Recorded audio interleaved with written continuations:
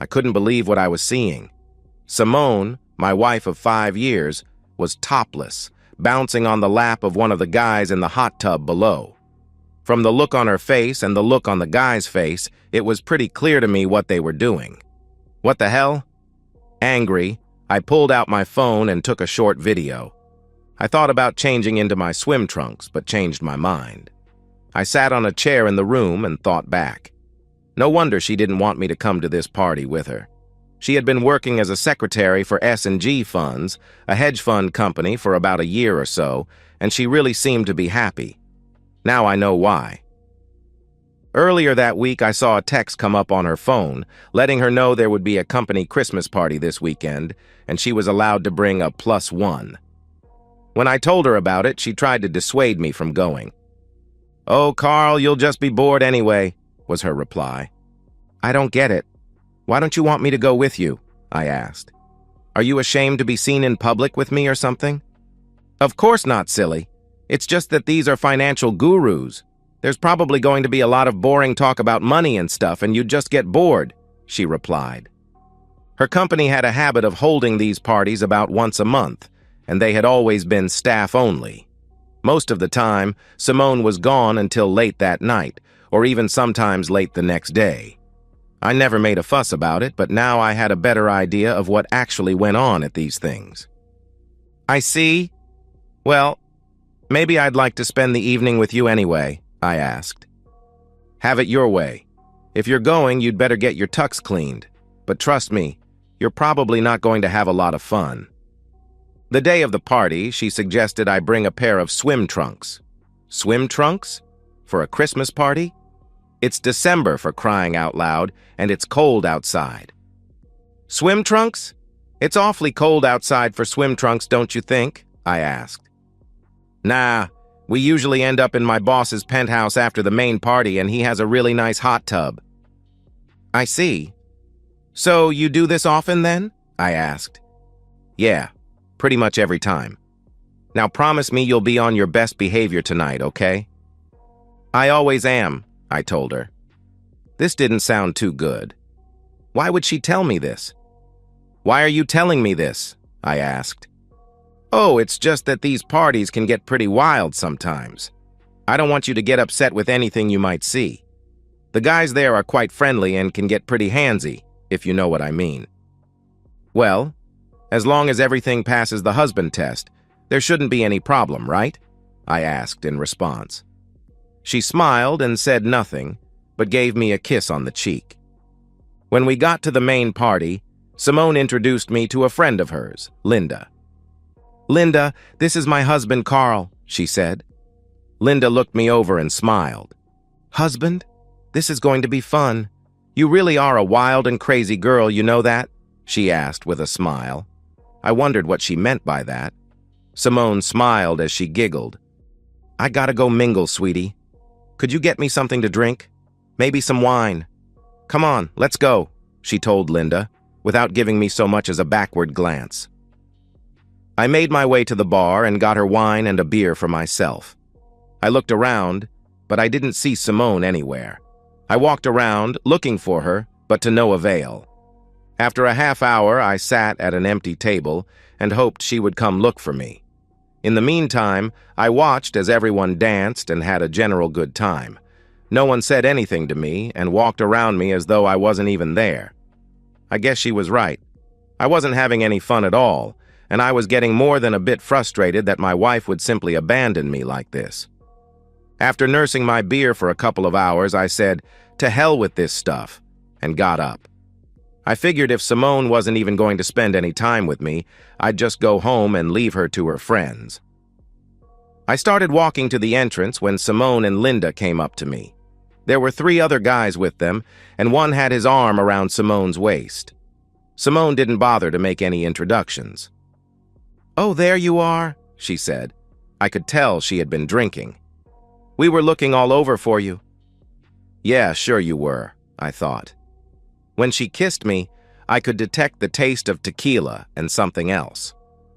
"Yeah, I was just getting ready to go home since you abandoned me 2 hours ago." "Where were you?" She blushed and looked down as the guys with her smirked at me. I felt like punching them in the teeth. "We were just having a few shots," Linda said. Simone looked at her funny. I wondered what the hell was going on here. "Shots of what?" "I can taste tequila, but there's something else." "Oh, nothing. Hey, listen, we're all going over to Ben's place. He's got the hot tub warming up. Are you ready?" "I guess," I said. "Am I going to get to spend some time with you, or are you planning to abandon me again tonight?" "Oh, don't be silly. You'll see me later. I'll ride over with Linda and the guys if that's okay with you." "Why not ride with me?" I asked. One of the guys grabbed her by the hand and pulled her away. "You can follow me, dude," he said in a tone of voice that pissed me off even more. Simone and Linda followed the guys, and I could hear them laughing as they left. I got my car and followed them. When we arrived, I saw that Simone had already changed into her bikini. What the hell was going on here? When we got there, Simone had already gone into the hot tub with the two guys, who I later learned were Ben and Dale, the two senior partners in the firm. Both of them struck me as little more than rich frat boys. Linda came over to me after they were outside. "So, you think that maybe we can hook up later tonight?" she asked. "What makes you think I'm even inclined to do that?" "I'm married," I replied. "Oh, I thought you guys had an open marriage or something." "What makes you think that?" I asked. "Well, the way Simone carries on with all the other guys. I thought you were into being folded, especially the way she kissed you earlier." "What the hell makes you say that? What do you mean by the way she kissed me earlier?" I asked. "Well, she had already pleasured Ben and Dale. She still had their essence in her mouth when she kissed you. Did you enjoy that?" I felt like throwing up. Her expression changed when she saw my reaction. "Oh my God, you didn't know, did you?" "No. How long has she been doing this?" I asked. "Ever since she came on board the company," Linda said. Oh my God, I thought. That's been over a year now. All this time she's been their cheating woman and I had no clue. "Is that what she was doing at the party? Engaging with those two guys?" I asked. "And a few others. I'm sorry. I just assumed you knew. She really does love you, you know," Linda answered. "Yeah, I'm feeling the love," I said. "Look, why don't you go upstairs and change? Maybe she'll keep herself under control tonight since you're right here." "Yeah, right," I said. I headed upstairs, and that's when I saw her intimate with those two guys. As much as I loved her, there was no way I was going to tolerate this. I decided to confront her about this and went downstairs. "Oh, there you are," Simone said as I got to the bottom of the stairs. "Why aren't you in your bathing suit? Aren't you coming out to the hot tub with us?" I grabbed her arm and pulled her into what looked like a study and closed the door. "What's the matter, Carl?" she asked. "What's the matter? Were you ever going to tell me about having an open marriage?" "What?" she asked. "That's what Linda told me," I said. I pulled out my phone and played the video of her with the two guys in the hot tub. "What's this all about? Thought that maybe you'd just humiliate me even further after abandoning me at the party. And is it true you gave pleasure to those guys off at the party so I could taste their essence in your mouth?" "Oh, come on, Carl. We were just having a little bit of fun." "Yeah, I pleasured them. So what? It doesn't mean that I love you any less." I couldn't believe what I was hearing. She admitted to having intimacy with them, and I was just supposed to go along with it. "It means everything," I said. I pulled off my wedding ring and put it in her hand. Then I grabbed her left hand and pulled off her rings. "Carl, what are you doing?" she asked. "You're a disgusting pig, and right now I hate your guts. Merry Christmas. I hope it was worth it to you. Don't bother coming home. I'll be seeing a lawyer about a divorce on Monday." "You can't mean that," she cried. "I love you. I don't want a divorce." "I don't care what you want anymore. I know the truth. I know why you didn't want me to come with you. I won't be your old. Goodbye, Simone." I turned and left. One of the guys, I don't know which, called after me. "Hey, you leaving already?" You know, that's one hot wife you got there. Glad you like her. She's all yours from now on. I left the penthouse, went downstairs to my car, and drove home. Simone began calling and texting me after I left, but I ignored her calls. When I got home, I deleted her messages and blocked her number. I changed out of my tux, grabbed some trash bags, and began tossing her clothes and things into them. I put them into her car and pulled it out of the garage. I removed the garage door opener and changed the code so she couldn't get back inside. By then, it was about 2:30 a.m. and I was dead tired. I fell on the bed and instantly went to sleep. I woke up the next morning to the sound of our house phone ringing. I picked it up without thinking. "Yeah," I said when I answered. "Carl, it's me. Please come get me." "Forget you. You're not my concern anymore," I said. "Carl, please, we have to talk," she begged. "No, we don't. If you have anything to say, you can say it through my lawyer. You do need to come get your car out of my parking space. I've already packed all your stuff in it," I told her before hanging up. She called right back, but I unplugged the house phone. I had no desire to ever see her face or hear her voice again. I fell back on the bed and went to sleep, plugging the phone back in when I got up. That afternoon, after I finally woke up enough to be coherent, I looked and saw that her car was gone. Good. Maybe she finally got the message. I started looking online for a divorce lawyer and read all I could find about the divorce laws in our state. This was a community property state, but we didn't own any real estate, so that wouldn't be an issue. We had no children, so there would be no child support. She made as much, if not a little more than me, so I didn't think there would be any alimony.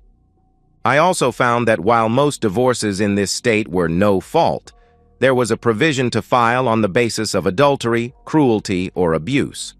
That would make the divorce more costly and take more time to resolve, but I didn't care about that. After looking, I noted the number for one Jenny Hawkins, attorney at law, and decided to give her a call on Monday. As I was making my notes, my cell phone rang. I looked but didn't recognize the number. I figured Simone could have been using someone else's phone to call me, but it could have been anyone, so I decided to answer it. "Carl?" asked a female voice. "This is he," I replied. "Carl, this is Linda. I just wanted to let you know Simone is staying with me for a few days. Are you really going for a divorce?" "Yes, I am," I replied. "Carl, she's a wreck. She's in her room crying her eyes out. I'm afraid she's going to have a nervous breakdown." "I don't care. She brought it on herself," I replied. "Don't you have any feelings for her at all?" Linda asked. "Yeah. Right now they can be described as hatred and disgust. She's been messing around with me for a year or more, and she had the audacity to humiliate me in public. We're through." "But she loves you," Linda said. "So she claims. Tell me, what did she do after I left? How long did you two stay at the penthouse? Did she pleasure Ben and Dale again?" "She was upset," Linda said. "We all were." "You're not answering my questions," I said. "Yeah, we all hooked up last night after you left, but only to help Simone feel better. You could have had a good time as well if you'd only stayed." "Where the hell do people like you come from?" I asked, incredulous. "I gotta go, Linda. Goodbye." I ended the call, and that's when I noticed 2 text messages from numbers I didn't recognize. The messages came in early this morning after I had gone to bed. I pulled them up and noticed that videos were attached to them. "Missed one hell of a party, bro," one message read. I played the video and saw Simone getting made airtight by 3 of the men at the penthouse. I recognized Ben and Dale, but didn't recognize the other. Linda stood next to them, naked. The man I didn't recognize looked into the camera and spoke. "That's quite a wife you have there, brah," he said with a grin. "Too bad you weren't here. You could have had a great time." They all laughed as he said that. Even Simone laughed. Yeah, I thought. So much for loving me. The second video was more of the same, except it ended with Ben smearing essence on my wedding ring as Simone held it in her open hand. She looked at the camera with a smirk and licked my ring. My hatred for her only grew exponentially. I transferred the videos to my PC and made a copy of them for the lawyer. I thought about sending the videos to all of her friends and her family, but decided against it, at least for now. The info I got from Jenny's website indicated that I needed to be very careful about how I reacted to her actions. Any negative reaction on my part could easily undo my case, her site warned. Okay, so I decided to hold off for the time being. I didn't hear anything from Simone or Linda the rest of that day or the next, which was a good thing as far as I was concerned. I spent the rest of the weekend exorcising Simone's presence from the apartment. On Monday, I called my boss, explained the situation, and took a few days off for vacation. I knew I would be basically worthless, and my boss understood. He had gone through a divorce from a cheating wife, so he understood how I felt. I called Jenny's office and arranged for an appointment that afternoon. On the way to my appointment, I stopped at the bank and did everything I could to separate her from our joint account. I paid off her joint credit card, then canceled it. I took out half of everything and opened a new account in my name only. Jenny explained the divorce laws in our state and asked if I wanted to pursue an alienation of affection lawsuit against her bosses. She explained that it might not go very far, but there was always a chance, given the evidence I had. I told her to do what she thought best. "Where would like them served?" she asked me. "At their office," I said. I wanted them to experience a bit of the same public humiliation they had heaped on me this past year. She nodded her head and made notes. When we finished, I paid a retainer and then headed home. On the way, I got a call from Linda. "Hello?" I said when I answered. "Carl, would you be willing to meet with Simone and me someplace this afternoon?" she asked. "Not really. I just finished seeing my attorney and she suggested I stay away from her. If she has something to say, she can do it through my lawyer. Would you like her contact information?" "Hold on," she said. I could tell she had placed one hand over the phone, and I could hear her talking to someone, but the voices were muffled. A few moments later, she came back on. "I guess that'll have to do," she said quietly. After I gave her Jenny's contact information, she tried to lobby for Simone one last time. "She really does love you, Carl, and she's willing to make this up to you. Can't you please find it in your heart to forgive her?" Well, she has a damn funny way of showing her love. And how exactly will she make this up to me? Can she turn the clock back a year? I don't think so. The answer is no. I will never forgive her for what she did. Okay, if that's the way you want it. I'll pass that on to her. But you know you're going to have to talk to her sometime. Not if I can help it. What's done is done. Tell her she can expect to be served with papers soon. I ended the call and drove the rest of the way home, stopping only to pick up a 12-pack of beer and a couple of packs of cigarettes. I had stopped smoking when we first got married, but I felt that I needed to do something to keep from punching holes in the walls. Shortly after I got home, the house phone rang. I answered, wondering who was calling now. "Hello," I said. "Mr. Jacobs, this is Ben Carlson, your wife's employer," the young male voice said. I recognized the voice from the party. He seemed to have adopted a more professional tone now that he was back in his place of business. "I know who you are, Ben. What do you want?" "Look, I know you're upset about what happened Friday, and I want you to know that we all thought you were okay with your wife's activities at the company gatherings," he said. "So you knew she was married during all this?" I asked. "Yes, but honestly, she told us you guys had an open marriage and that you were okay with what she was doing." "And you never bothered to ask me about it?" I asked. "I didn't think I had to," he replied. "And the videos you guys sent me Friday night? What was up with that?" I asked. "Those videos were her idea. Look, I'm really very sorry about all this. Is there anything I can do to make it up to you?" "Yeah. You can let me kick your balls into the middle of next week after you testify against her in court. Oh, and I intend to sue you for alienation of affection. If you really want to make it up to me, you'll accept my terms without any argument. Anything else?" "You're really suing us?" he asked. "Yes, especially since you've been violating your own moral clauses for the last year while you've been destroying my marriage. Look, man, this was all just in fun. We didn't intend to destroy your marriage. Well, what the hell did you think was going to happen? Did you honestly think I was just going to sit back and applaud you for being with my wife and using her as a goddamn sperm receptacle? Sounds to me like you've been reading too many stories on the internet. Look, man, we can work through this. A lawsuit like that could ruin us, he pleaded. Not my problem. You shouldn't have turned my wife into your cheating woman. Goodbye.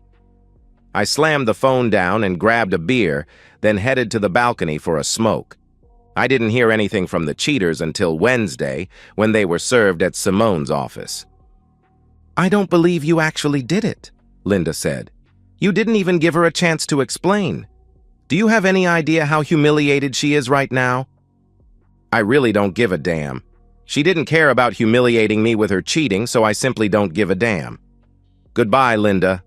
Don't call here again, I added, slamming the phone down. God, that felt so good. A few moments later, I got another call. I recognized the number as coming from Ben's office. What? I yelled as I answered. You jerk! I'm going to kick your back! How dare you sue me! Simone wanted to pleasure us all, you stupid jerk! Maybe you should have taken care of her better. Bring it, jerk, I replied. How dare you mess up my life? Now I'm going to ruin yours. I slammed the phone down and called Jenny to tell her about Ben's threat. Good, she said. I'll file for a temporary restraining order against Simone as well as her cohorts today. I'll make sure you get a copy of the order. Remember what I said. Don't do anything stupid. What if he comes after me? I asked. Make sure that you have witnesses and don't instigate anything, she said. I understood what she meant. Later that afternoon, there was a knock on the door. True to her word, Jenny had filed the TRO and a courier had just delivered my copy. I decided to hedge my bets somewhat and purchased a small motion-activated camera to cover my front room. I also had a nice Louisville Slugger close to the front door just in case. I figured if Ben or his accomplices intended to make good on their threats, I needed to have something for evidence, and I needed some means of protection. Things remained relatively peaceful for the rest of the week. Thankfully, I didn't hear anything from Linda, Simone, or her boyfriends. Until Saturday night, that is. I was sitting on my balcony nursing a beer and a cigarette when I heard my doorbell. That was followed up by pounding on the door. I ground out my cigarette and went into the front room and looked out the peephole in the door. Sure enough, it was Ben, and I could make out someone with him. The pounding continued. Open up, Jacobs. I can hear you in there. Open up so I can kick your back. You're violating a restraining order. I'm calling the cops right now, Ben, I said as I dialed 911 on my phone. You wouldn't dare. Open up now, goddammit. Take your medicine like a man, you little wimp. When the 911 operator came on, I told them what was happening at my door. We've gotten a couple of calls for that area and have already dispatched a couple of cruisers to your location, the operator said. In the meantime, do not open the door until officers arrive. Thank you, I said before ending the call. The pounding continued, and I began to wonder if he was going to break the door down. I clutched the bat tighter and waited. God damn it, open up before I break this door down, he yelled as he pounded on the door. I heard a commotion and looked through the peephole. I saw two very large police officers putting cuffs on Ben and the other man with him. One of the officers knocked on my door. Police, the officer said. I opened the door to see the two men in cuffs. Ben looked at me as the officer led him back to his cruiser. I'm not finished with you, wimp. I'm going to come back and kick your back. I looked back at the officer. Do you know this man? He asked. I nodded my head and showed him the copy of my TRO. He read it over and spoke on his radio before addressing me again. We'll be taking them downtown. They'll be spending the night with us. Can you tell me what this is all about? He took copious notes as I told him my story. Thank you for your cooperation, he said when I finished. I don't think he'll be giving you any more trouble for a little while. I closed the door and locked it before heading back out to my balcony with a fresh beer. The next day, the news of Ben's arrest hit the papers. "Hedge fund CEO arrested," the headline read. The short story below didn't go into a lot of detail, but something told me this was just the beginning of his downfall. Over the course of the next few days, more articles came out, saying that a number of S&G's clients were leaving the company. It seems their clients felt they couldn't trust a company that ruined their employees' marriages. Naturally, this had an impact on the company's bottom line. Good, I thought. I went back to work the following Monday. It was difficult, but I managed to get some work done. I never heard from anyone for about 3 weeks. Then I got a call from Jenny. "Good morning, Carl. How are you holding up?" "About as well as can be expected." "Any word from Simone?" "Yes, she's gotten an attorney and they've petitioned the court for marriage counseling. The judge agreed and has ordered 6 sessions beginning this week." "They can do that?" I asked. "Yes, and it would be to your benefit to show up. If you don't, the judge can hold you in contempt of court and even put you in jail." "There's no way I'm reconciling with that cheating woman," I told her. "I understand, but you need to show up anyway. If the counselor sees there's no hope for reconciliation, she'll let the judge know." "Okay, was there anything else?" I asked. "Yes. Her attorney tells me that Simone is pregnant. If that's the case, the court won't do anything more until paternity has been established." "So I have to wait another 8 or 9 months?" I asked. "As of right now, yes. If it's your child, you'll be ordered to pay child support. On a positive note, however, the judge has agreed to a legal separation, at least until she gives birth." "Wonderful," I said. Jenny gave me the address for the counselor and wished me luck. I wrote down the information and put it on my calendar. I decided that I would make it clear in no uncertain terms there was no way I would ever reconcile with the cheating woman. When I got to the counselor's office, I was ushered right in. A somewhat older woman looked at me over her glasses.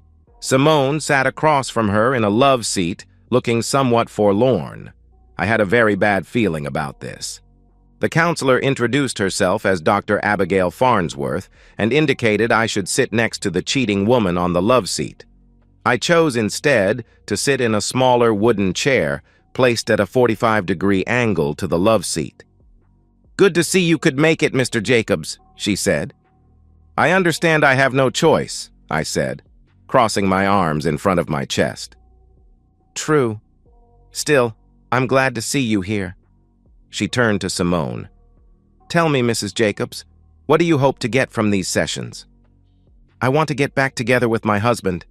We're going to have a baby, and I want to be a family again." I snorted in derision as she said that. Abigail looked at me. "And what do you hope to get out of these sessions, Mr. Jacobs?" she asked. "What I want is for you to realize there's no way I'm reconciling with that," I said, nodding my head in Simone's direction. I saw her recoil when I did that. Abigail nodded her head. "Not even for the sake of the child?" she asked me. "I honestly don't think it's my child. If by some miracle it is, I'll pay child support, and I'll do everything I can to be a father to it. But there's no way I'm reconciling with her. Period. End of sentence." "Not even for the sake of the child?" she asked. I pulled out my phone and brought up the videos that were sent to me.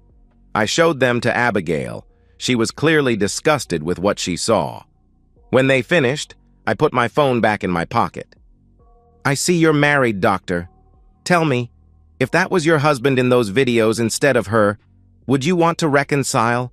And what if you learned he had been doing that to you for more than a year and actually did it in front of you? Would you reconcile then?" "This isn't about me," she said. "This is about the two of you. And now you have a little one to think about." "Wrong, doctor. She has a little one to think about.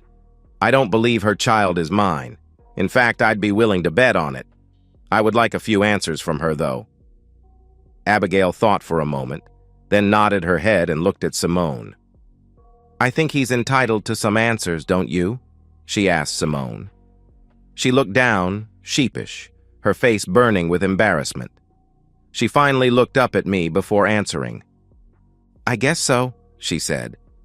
Abigail looked at me before speaking. "The floor is yours," she told me. I nodded my head in thanks and turned back to Simone. "The night of the party, you knew what was going to happen, didn't you?" I asked. "Yes," she said. "And that's the real reason you didn't want me to go with you, isn't it?" I asked. "Yes, it is. I tried to warn you that you wouldn't have any fun." And you were right. It was the absolute worst night of my life. When you kissed me at the party, you deliberately made sure you had those two men's essence in your mouth when you did, didn't you? Her face burned red for a bit. "Yes, I did," she said.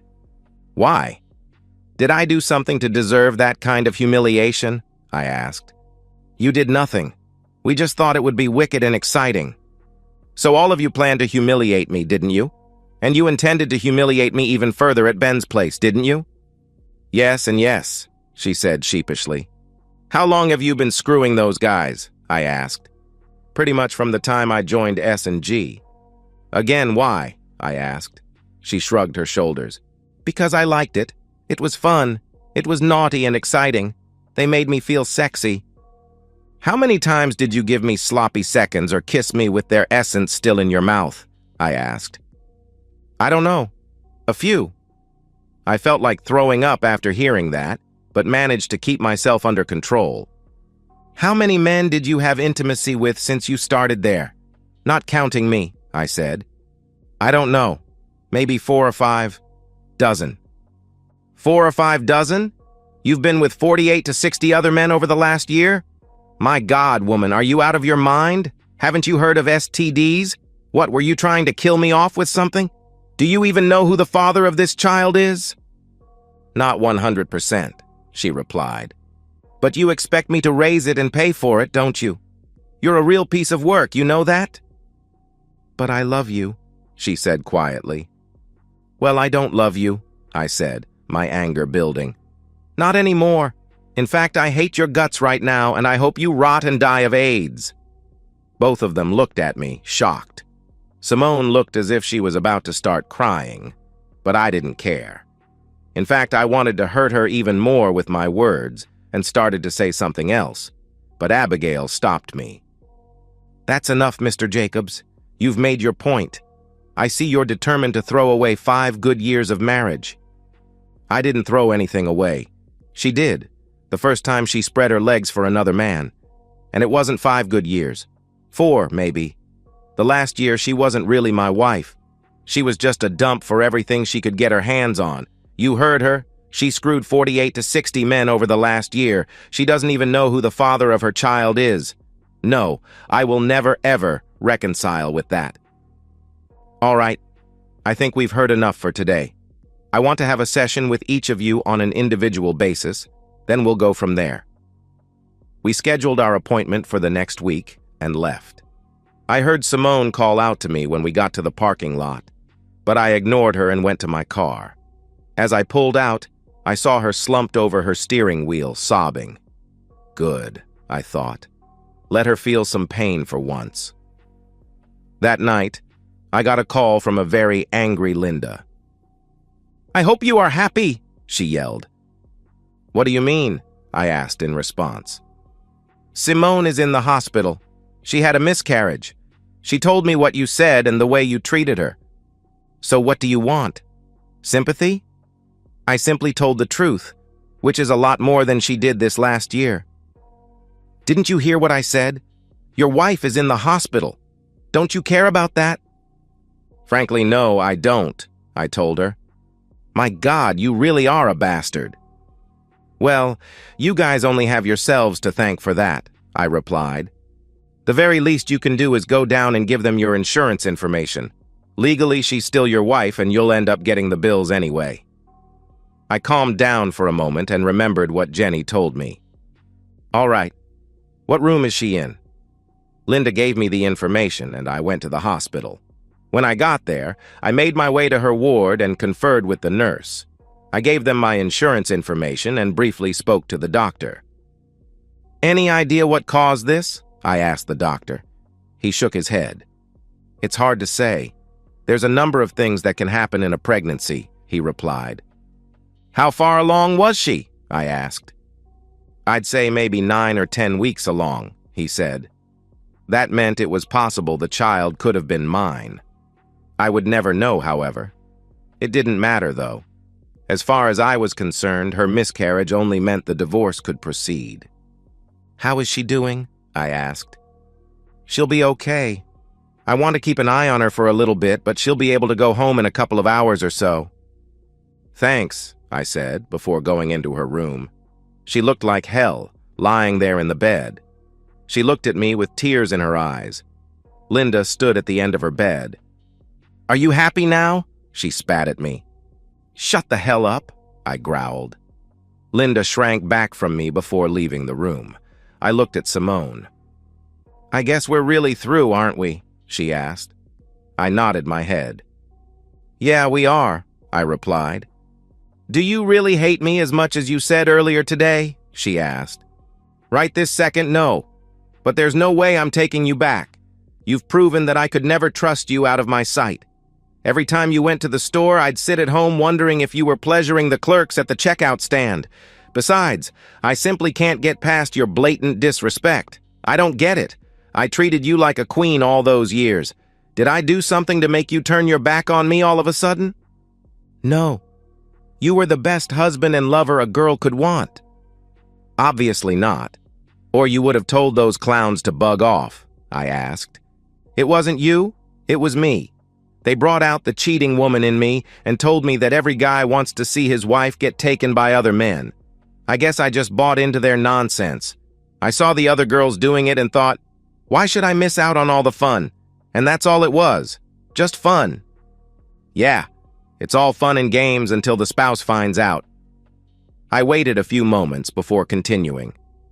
Look, the divorce is going to happen, no matter what you do.